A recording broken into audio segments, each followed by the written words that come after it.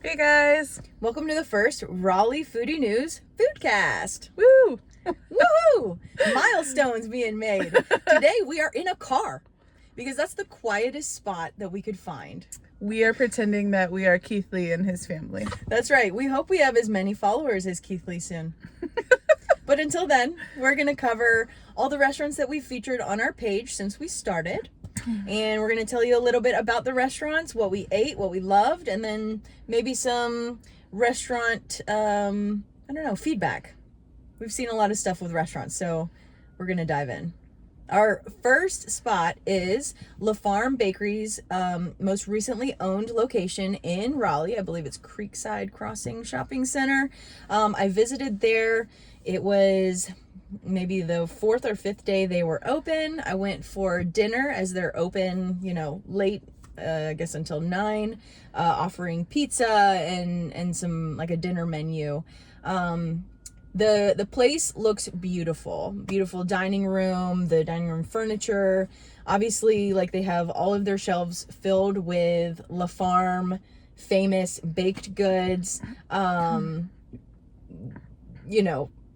Oddly enough, the kitchen was actually closed, so we didn't get to have that amazing pizza that I saw being featured in several magazines, but we did have a few sandwiches from their pre-made like deli cooler, and enjoyed our time being together. So first off, La Farm, It's an institution. yeah, institution, locally famous. They've been around forever. This is their 9th location? I think not, maybe 7th, but they have We'll give them 2 more. Yeah, they have 9 locations. They have at least 7. So that's impressive in itself. Yeah. And I know Missy and Leonelle, they obviously own all of them, which is even more impressive to kind of keep it in-house. And so I have all the most respect for them and congratulate them on this location. And it is beautiful. And I'm looking forward to going back. But yeah, the kitchen was closed, and honestly, I don't know. If it was Sesul, we would have pulled people, whatever it was. I don't know the issue that was happening. But yeah. We don't know what was happening. Yeah. But we do know that opening restaurants is super hard, and that, there's usually like delays or hiring issues or whatever. Yeah. So usually the first couple weeks or months of a restaurant, you don't want to go visit because it's not going to represent what they can truly offer. Mm-hmm. You want to let things settle down, marinate for a few months. Kinks. Exactly. So we're going into this knowing that the first week, the first month of a restaurant's life is not going to be representative of what they can offer in the long run. Yeah So I'm super excited for them. I think it's a really good spot. Yeah, it's a beautiful restaurant that they've had built, and I can't wait to try that pizza. I can't wait. We love pizza over here. Yeah, especially like the authentic, really handcrafted. Give me some evidence that you made it with your hands. Yeah, I'm so stoked. So anyway, congratulations, La Farm. And yeah, can't wait to go back. Next spot, I checked out Okome in Wake Forest. So I have been following this opening. So I live in Wake Forest, Youngsville area, and the town announced that Okome was coming to Wake Forest several months ago. So at the time, I signed up for their alert when they opened, and I totally forgot about it. And then all of a sudden I got an email oh, soft opening this weekend, and you guys are invited. And I'm like, oh my God, best day ever. Yes. And Okome is all you can eat sushi. It's all you can eat sushi. You have like an iPad at your table, and everybody just orders. You order as much as you want. And whenever you place an order, you have to wait 10 minutes before placing another order, but the order can be as big as you want. So it was fantastic. Me and a group of friends went during their soft opening, and they have another location in Raleigh. And so they had their A-team, we pressed send on that iPad, and we had food at our table literally within a minute. It was really good quality, fantastic food. I definitely think because it was the soft opening, they had a huge amount of employees there. The owners were there.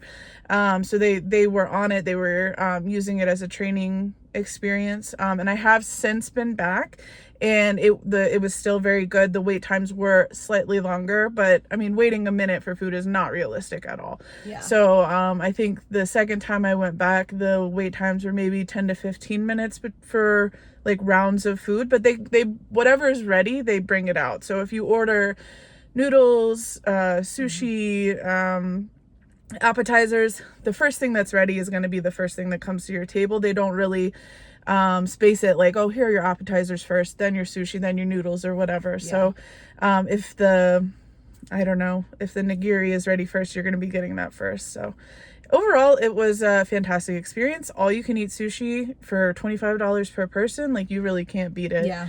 And I think it's definitely going to be somewhere I visit often. He said the service was really good too, which The service I was know good. lately, like, you know, a lot of people are like, okay, like, where can we find servers that actually like know the menu and they're nice? But Yeah, no, it was a great experience. We had a really good time. that's cool. That's really cool. I'm gonna need to try that. I've been to one all-you-can-eat buffet, not buffet, sushi place, Orchid. Yeah, we off went Creedmoor. Yeah, we years went ago. together, and then I went on a date when I was not married. And it both times it was really good, but I remember the wait time was like so Significant. long. I mean, like 40 minutes until you get your plate. Oh, So God. it was refreshing to hear that the times, They were you know, on it, were yeah. really good. What did you get? You said something was particularly good. Oh, I don't remember the exact name, but it was the sushi appetizer, and it was like yellowtail fish with fresh jalapeno on it in some sort of sauce. And oh my God, like I Really good. I ordered like 5 plates of it. Like, it was so Can I have good. some more of this, Yeah, please? yeah. That's But with cool. raw fish, I feel Yeah. like you never get full. Like, it's just like endless. Yeah, it doesn't go to your stomach. No. Does not. No. Next one, BB Bop. Yes, so this is the first one we visited together. Yeah, that That one's in Wake Forest as well. We took our mom and dad too. And first, I loved their branding. So the color scheme, Yeah. everything looked like fun. They have orange color, you know, is prominent. White, of course, which looks clean and modern. And they have like one accent color as well, but it all worked together so nicely. The restaurant looked great. Very open kitchen. You can see everything going on. It smells good. And they're an all gluten-free facility, which we're not. We didn't even know that. Yeah, we didn't know that. We're not gluten-free, but like being at Sasul and we get asked for gluten-free items so much, it was really refreshing to see that the entire restaurant, the meats, the everything is gluten-free. So really cool. They do have another location at Crossroads in Cary, which has been there maybe 3 years. I think it is a chain. I mean, just from their branding, like, it was so on point. Everything, their signage, everything was same font, same, like, it was extremely consistent. So it definitely read chain, but if it's not, hey, y'all are killing it. You're doing an amazing job. Yeah. And we all got bowls. I mean, that's like the most common thing to get. Yeah, it's like a build your own bowl concept, almost, you know, like Chipotle style or whatever. But all of the individual items in the bowl were well spiced. Like, you don't have to rely on sauces to like give it flavor. Like, everything had really good flavor. Like, they did not shy away from spices. Yeah. Which is fantastic. I also thought it was really cool because they have like a very prominent nutrition component about their concept. So everything on their like the bar that the staff is scooping into your bowl, it has calorie counts, and it also tells like about the nutritional benefits, you know, about like the greens and the whatever other ingredients they have. Yeah, it would be like turmeric, great for inflammation. Right, yeah. And like, imagine this times 50, you know. And just like, we're going to BB Bop Korean, grill. It didn't come off as, this is going to be like a nutritionally focused experience. But I really came out of there like, man, I did pretty good. I think my inflammation. It's something that people could eat every day and feel good about it. Yeah. And I know I had the Korean beef or the Korean barbecue as far as like my protein on it. Really, really flavorful. And then like Noelle said, like everything, all the little add-ons and the toppings, all really colorful and flavorful. And you didn't feel like you needed to pick up anything to add, like any condiments. It was good. Yeah, which they do offer you a sauce. So I would like I'd ask for it on the side, because if you don't, they just put it on top of the bowl, so you kind of like, you don't know the flavor of each thing individually. So my recommendation would be to just ask for the sauce on the side. Yeah, that was a good place. Then directly after that, we drove over to Paul and Jack, which is in Wake Forest. Our dad goes to church with the owner. We've never met him, but my dad's been talking about wanting to see his bakery for a while. And coincidentally, they were opening up their second location in the old Laird Croissanterie space on Glenwood South, I believe. Yeah, they opened about 1 week after we went to their original location. So they were really gearing up. The case, like they have 2 dessert cases. Really gorgeous. And they make everything in-house. Yeah. Everything looks super fancy and like... Yeah. There's fancy that like you don't want to touch, and then there's fancy that you want to shove in your mouth. And like this is fancy that we want to shove in your mouth. We all just stood there like they probably thought something was wrong, because all 4 of us are just standing there looking at the case like I don't know what to order. Everything looks amazing. Yeah, I know. Like I was making a list of things that I could try, you know, like they had these giant cookies, they had different kinds of cakes that were all really enticing. They had these puff pastries that they make in-house. They had these stuffed croissants. They had these tarts. Like it was insane. The sweet tooth in me was just going crazy, and I didn't know what to do. But we all did end up with chocolate. Because we are a huge chocolate family. When people say we don't like chocolate, like if somebody's like, I don't like chocolate, I'm like, what's wrong with you? Yeah, I don't like, get it. What happened to you? Yeah, something serious. Something bad. Something happened we don't want to talk about. It was fantastic. Chocolate cake. I had a loaded like chocolate cookie that was like literally that tall, that thick or whatever, and they have a great coffee menu. I they got do tea. All Italian coffees? I don't even know. I think it was. It was like, you know, lattes, cappuccinos. Yeah, but the beans are Italian. Oh, yeah, and she said we only have Italian beans. Like they're very specific about what they source. And I've seen pictures. We haven't gone to their new location. I've seen pictures of it. I do not doubt they have every single thing that is so delicious that they had in their original location. Yeah, I'm probably even more. I'm glad they're keeping the first one, because I feel like there was a question, you know, are they closing the Wake Forest one and coming closer to Raleigh? No, they now have 2 locations. It's an amazing bakery. Yeah, really. And now they have an amazing second location. What a great spot right there downtown. Yeah. And it's really cool, too, that it's family owned. The husband and wife work together. There's also the brother involved as well. And I think it's just great. Really, really cool. Yeah. And then the last spot that we're going to talk about is Marion. So speaking first about the power couple that has opened Marion, they've also opened Element. They've opened the Dirty V. They have a Las Plantas food truck. Yeah. Layla and Carrie Kidd. They are super cool. That all of their concepts are plant-based, which is, I think, kind of unusual for basically like a restaurant group or a set of restaurants to all be plant-based. I think it's unusual, but it's really cool that they are very passionate about this. It's great for the triangle that, you know, they have decided to open all these restaurants here. Like if you're vegan or vegetarian, like you're incredibly blessed that you can go, okay, I want to go date night. There's like 5 places that you can go, you know. Your picks are getting like more diverse as far, and like all their restaurants kind of feel different too. And Layla is the chef, and I have never eaten anywhere where like the vegan like kind of imitation meat is so close. Yeah. I don't know if they're sourcing these proteins from, you know, outside, or if she's coming up. I really don't know. But like chicken salad tastes like chicken salad. Beef tastes like beef. Like it is. The quiche was the close. quiche, yeah, fake egg. Yeah. Who would have known? We took our brother there, who also works with us, and we didn't tell him that it was a vegan restaurant. And he was like, by the way. Yeah, he showed up and was like, wait, what's going on? Yeah. No, but the food was great. We went for lunch, but we need to go back for dinner. We need to go for dinner. Carrie was saying that the dinner menu is more impressive.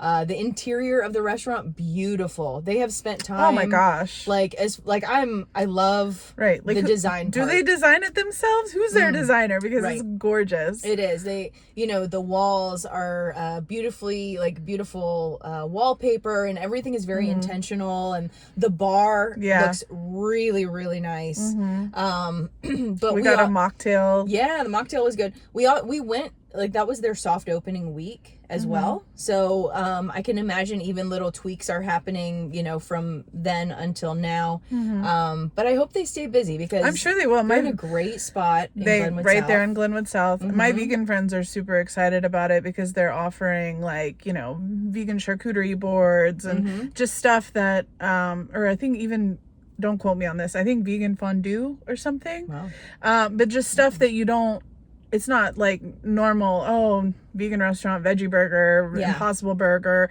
It's stuff that's it's completely elevated and new.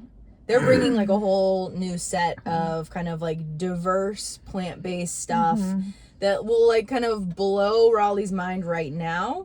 But hopefully once, I feel like it's maybe a little bit before it's I don't know, you know what I mean?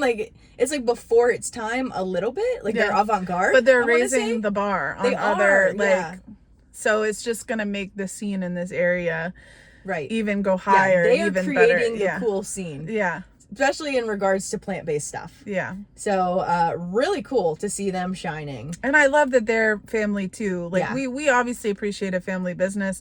Husband, wife, their kids are there. Yeah. Their little girls were there when we went for so lunch. Cute.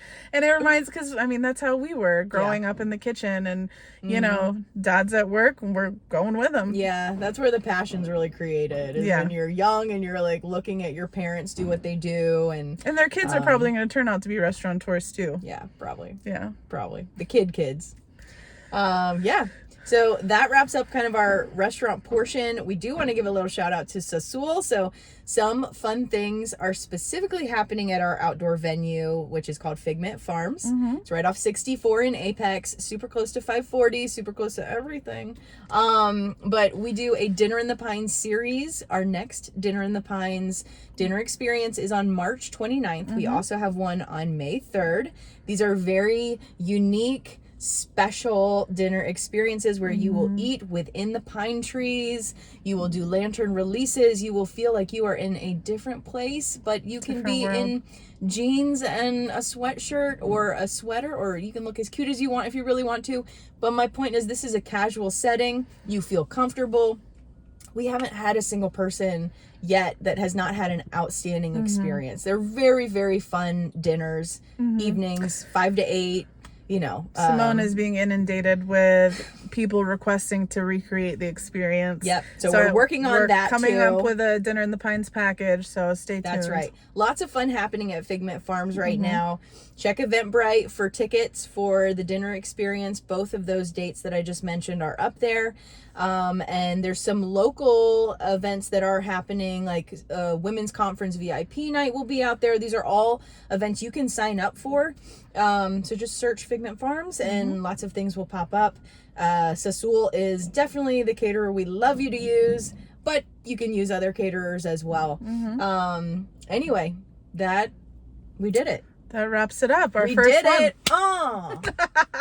Let's see next time where we're going to be landing as our setting. Let's get to eating. But yeah, we look forward to eating at more new spots. And send us any advice if you know of a spot that maybe we haven't mentioned that we're going to.